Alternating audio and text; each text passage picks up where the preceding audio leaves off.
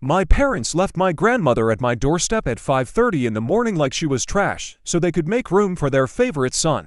A year later they came back begging for help, but by then she was no longer such a burden to them. Hey Reddit, I'm Charles, 35 years old, and one morning I walked outside to find my 75-year-old grandmother sitting by my gate with 2 broken suitcases and no explanation. At first I thought something must have gone wrong.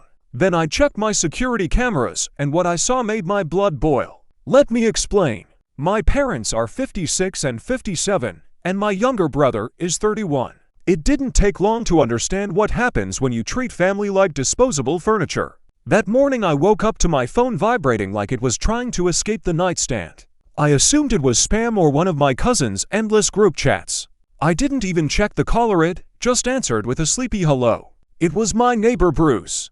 He said he thought my grandmother was sitting outside my gate. She had been there about 20 minutes with 2 bags and hadn't moved. I shot up right in bed.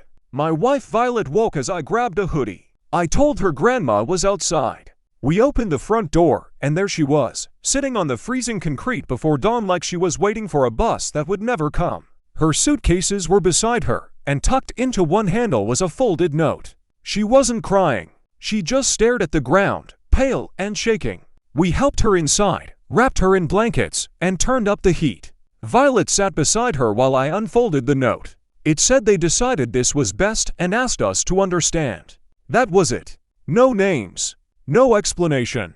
I checked the camera footage. My father's SUV pulled up quietly. My mother helped grandma out. They placed her bags beside her and drove away without knocking, hugging, or even looking back. I called both of them again and again. No answer. Eventually grandma spoke. She apologized for showing up unannounced.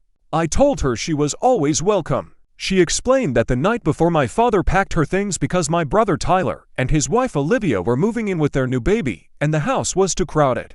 They said it was temporary. They left her at my gate anyway. The next morning Violet and I drove her to my parents' house. A white moving truck sat outside. Tyler was laughing in the driveway. When he saw grandma, his smile disappeared. I confronted my parents immediately. I told them they left her outside in the cold before sunrise. My mother claimed they had no choice.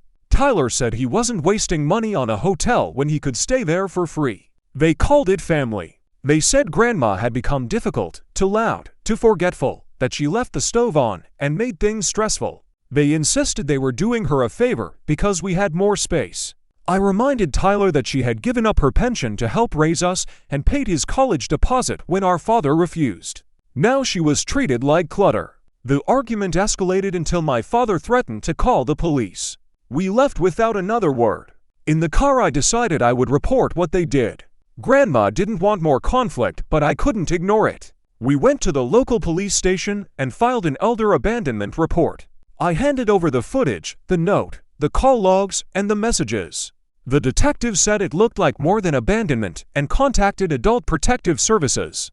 A caseworker visited our home later that week and confirmed grandma was safe with us. My parents started sending angry texts saying I was destroying the family. I saved every message and blocked their numbers. I wasn't angry anymore. I was certain.